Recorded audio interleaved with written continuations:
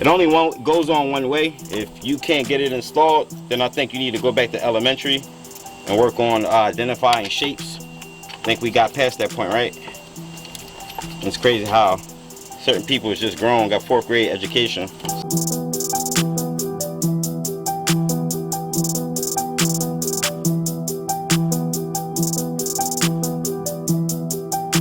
So I know y'all probably don't even like the last video I did. I said I ain't paying snap on. That means exactly that. And we gonna proceed. 2000 Chevy Suburban. This is Buddy. 5'3" if you want to know. It ain't a 6.0, and it's not a diesel. I only saw one diesel in these. I worked at one place and it was for sure a diesel. Other than that, I ain't never seen a diesel before. I seen 6.0s, but I always see 5'3s. But this one I'm doing a fan clutch, and the reason why I'm doing a fan clutch is because on hot days and like 90-degree weather, like high 90s, my temp needle always, it'll go to hot basically. It doesn't go up too fast and nothing like that, but I can always tell when I'm idling, and if I hit the gas to get the fan clutch to spin faster, then it'll start to cool down on its own. Or if I start to take off and the wind hit it, either way, higher engine RPMs make the it help cools back down the engine again. So obviously I got an issue with the fan clutch. So there's multiple ways to diagnose a fan clutch when it goes bad. Me, I know because I've been working on cars for how many years? My point exactly. But really, sometimes it's hard to tell if they go bad, and if they stiff, it can't move, if it's too loose or whatever. All of that sometimes don't mean nothing. You just got to rule it down if you have a problem, a cooling problem, rather than a thermostat issue or a water pump issue. So this is a simple job. It only take a few tools. I do got my 3/8 ratchet with my 10mm socket on it. Got a flathead screwdriver, and I got a 3/8 13mm 12-point, 6-point, whatever point, it don't matter to you, but the job is relatively simple. And I am going to be using my air chisel. If you don't have that, you can substitute that for a hammer and a strong ass striking pry bar or whatever. You can use that, or strong ass chisel. So make sure I hit that like button, make sure to subscribe, and I'm going to switch up the camera angle, because the first thing I'm going to do is remove off this intake. And after I remove off the intake, I'm going to take the fan shroud off. And once you take the fan shroud out, you got access to the fan clutch. It's a really easy job.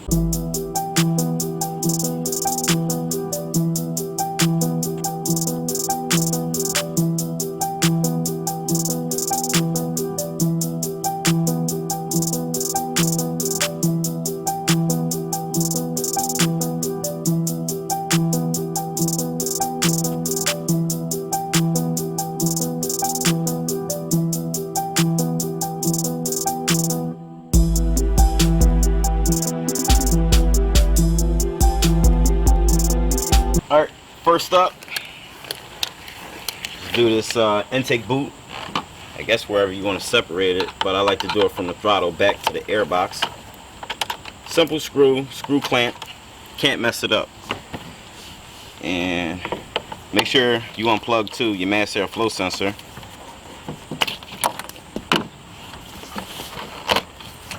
Separate. And sometimes you gotta like wiggle it off. This there's another, like a coupler or whatever you want to call it. This goes back on, you can put it back on the intake itself, or you can put the back on the throttle and try to put it on. I like to put it back where it was, so that way when I go to install it, I don't have no issue. I could just drive it back on, no problem, I guess. Next, I'm holding the tripod with my hand, but you got your upper radiator hose, and you got this extra coolant hose that come out of the radiator back to the throttle. So basically coolant goes in the throttle. You're just going to take this off, this little stationary clip that it stays in. I'm sorry. And there's another clamp. Mine was like already broke, so if you savvy with your fingernail or a pick, you can get it out, but just come off just like that. And there's another one, a clip right here, but your best bet is just to lift up on it just like that, and it'll come off. And after that, there are some 4 clips, 2 on this side and 2 on the other side, pushing clips, and there's a 10mm bolt right here and right here. And once you get that off, you'll be able to pull off the upper shroud. The upper shroud is the only big thing you're really removing. I'm trying to get good angle as best as I can, but one side is the same for the other side.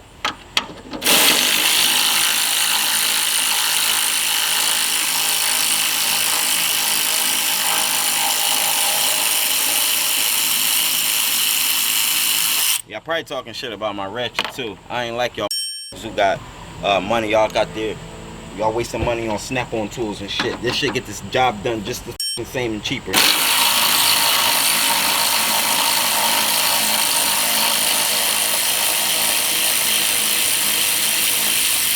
I ain't gonna lie, I was a little slow, but financially, I'm a little slow, so we gonna use slow tools. That's how that works. So next I wanna get the clips off. 1, 2, 3, 4. Let me show you in a second. Alright, these clips is real simple to take off. I did say it is push-in clips, meaning you can push them in. So I use a screwdriver, or you can use a needle nose pliers. Give me a second. Harbor Freights do got a special tool to remove clips. It don't have to be Harbor Freights, but it's a special tool to use. You could use like a trim tool if you want, other tools, but we out here, so we using this. So I just jam it in there and try to lift up. And if your truck old as hell, it ain't gonna always lift up. Mine's come out easy because I done had this fan clutch off a couple times to do a few things, like my front cover seal on the timing cover. Did other thing. I did a oil pump. I did a couple other things though. So there's one more over here. You probably can't see it, but if you saw one, you saw them all. It's usually how that works. And I like to push the top half back in so I don't lose it. And I'm gonna do the other side. I was able to see too. I didn't even get a good view of the clips, but I will take pictures of everything you're supposed to take off, so that way we on the same page and you ain't gotta be crying about how you wasn't successful doing this job. It's simple. A lot of things gonna be simple for me. It ain't simple for you because I do this every day versus you not doing it every day. And as you can see, I got my last one out, starting to lift up on its own, and usually it just comes straight up. Move the radiator hose out the way. Be careful not to damage nothing. And try to do this when its engine is hot. I mean when its engine is cold versus hot, because you will hurt yourself. No, you don't have to remove your belt. No, you don't have to remove anything else. It's pretty simple here. So I'm going to show you a trick I use. Is an old school trick. A lot of guys like to use the fan clutch tool to remove it. I'm 33. I've been fixing cars since I was a teenager. I never not once use a fan clutch tool to remove a fan clutch. I always use type air hammer with a chisel, or a hammer and a chisel, and called it a day, and I've always been successful. But there's striking marks. I got pre-made striking marks that I had on it before. I want to use that spot instead of using another spot, and I don't want to damage it too much. You will nick it, but that's fine. Fan goes from left to right, so if you want to back it off lefty loosey and then you want to tighten it righty tighty. I've done some fan clutches where it was right hand thread and I had to actually left hand thread, and I had to screw it on the left side to get it on. But this is not this case. This is an American car. This goes on one way basically. So I'm going to get my air hammer and get it all set up, and I'm going to show you how this come out. Real simple. Let me point this light to where it needs to be. Maybe down here and you can see better. Probably let's verify it on camera. No, you can't see still. So I'm going to set it right here. Should be a lot better. I shouldn't have to need no light for outside. But anyway, so here's my free snap-on air hammer. Y'all probably mad. Oh, he ain't pay snap-on. Y'all know I don't give a shit. I really don't. Hook up the air. Bam. So if you see that I got it off in a couple tugs of the trigger, then that's because I had this out numerous times. So strike.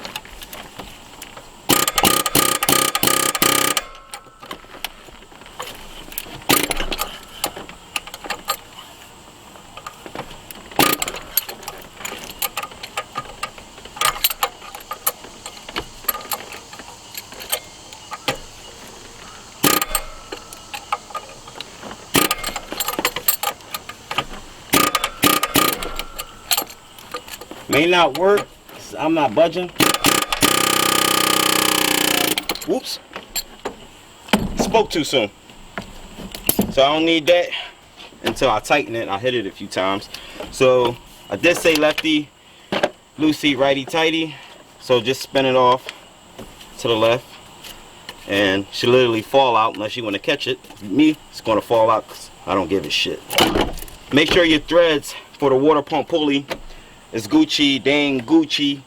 Installing is going to be a problem. It's going to be too much resistance because of what's in the threads. And it's going to be hard for you to take it out next time. So here's the fan clutch. If we can see it, let me make sure I verify this on camera. Fan clutch is simple. As you can see, I got 1, 2, 3. How many do I need to count? Alright, let me go get my 1/2-inch gun with 13 socket and we're going to back it off. So before I take this off, this is the one I got from AutoZone. Probably can't see it because it's probably not properly focusing, but if you could, kudos to you. This is the part number 922786. You can get it from AutoZone once again, and I probably paid, I'll be honest with you, I don't know how much I paid. It's probably less than, I think it was less than $50 I paid for sure. You don't get the entire fan blade. If you want a fan blade, then that's a whole nother story. And they gave me new screws to use. And I'm gonna be honest with you, I don't think I'm gonna be using these because I don't want to. So unless you got a problem with your screws, who cares, right? So let's back this off. Righty tighty, lefty loosey. Now I want to keep one bolt in there, kind of, so I don't want this to fall out all the way. And be careful using a gun. You don't want to break the plastic on the fan, the blade itself. I'm doing it because I don't give a shit. We all know me. And I put my hand under it to catch it. Because this might fall out. But it didn't. It's probably old as hell. Uh-oh. We got bolts dropping. That's absolutely fine. I got one to put back. And it should just literally come out. I gotta. Ooh. Glad I ain't hurt nothing. But this is the fan clutch. I ain't gonna lie. This one is kind of hard to turn as compared to the other one. Because sometimes I don't make a difference.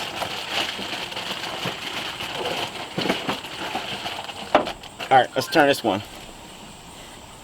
Yeah, this one is harder to turn. Ain't nothing else to talk about.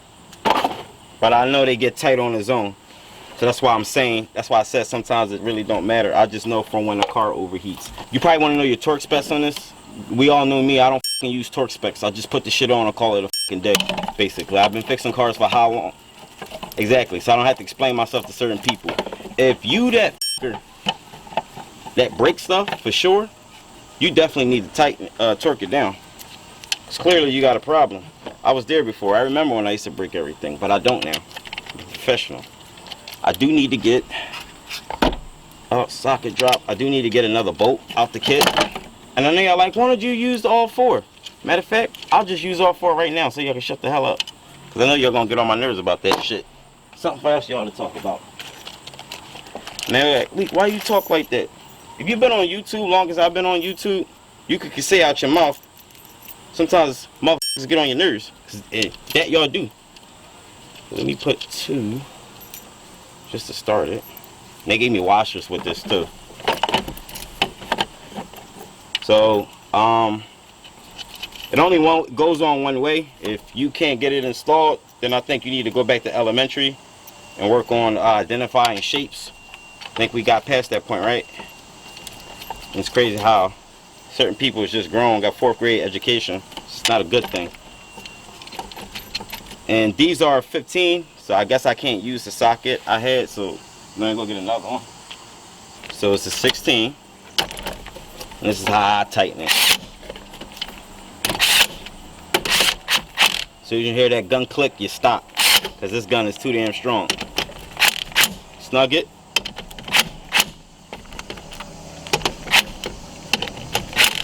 I ain't hitting it no more. That's all the she wrote with me.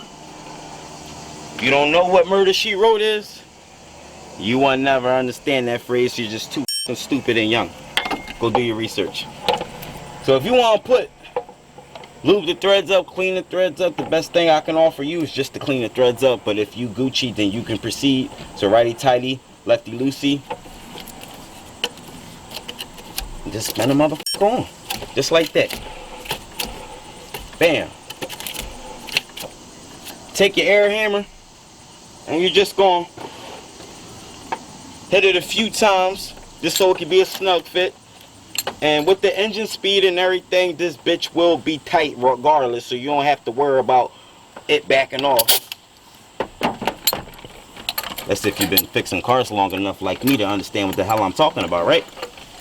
Too bad you young motherfuckers ain't gonna ever have to deal with these fan clutches like us older motherfuckers, you feel me? I mean, just hit it a couple times. Hold on, hold on, hold on, hold on.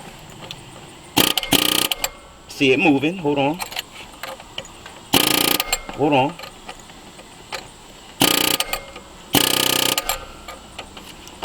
Hold on, one more. That's all she wrote. That's all she wrote. So put your fan shroud back on. And but that's it. It's a simple ass job. I don't need to show y'all how to get everything back on because it's simple. I'm not about to show y'all how to put on 4 clips and 2 10mm bolts. You can't do that. Don't do the job in the first place. So I'm Leekautorepair. Make sure you hit that like button. Make sure y'all subscribe. I done told y'all what tools you need and gave you the part number, and I'll show you how simple this job was. So that's it. Hit the like button, subscribe, and